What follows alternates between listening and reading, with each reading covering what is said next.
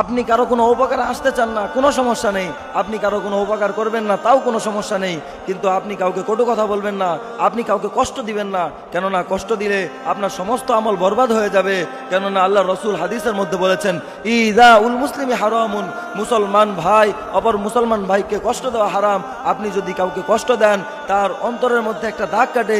এই দাগের কারণে হতে পারে সে আপনাকে কিছু বলতে পারতেছে না, আপনার সামনে কোনো কথা বলবে না, কিন্তু সে তার রবের সামনে নামাজটাকে বিছিয়ে তার দুইটা হাতকে আল্লাহ তাআলার দিকে ধাবিত করে সে আপনার নামে দোয়া করতে থাকবে।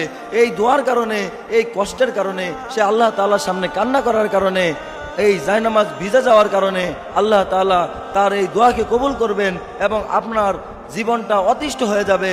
এবং এই কষ্টের কারণে, আপনি তাকে কষ্ট দেওয়ার কারণে আপনার দুনিয়াতেও কোনো শান্তি আসবে না, মানসিক শান্তি পাবেন না, এবং আখিরাতে যাওয়ার পরে আল্লাহ তাআলা চাইলে আপনাকে এটার জন্য জাহান্নামে দিয়ে দিতে পারে।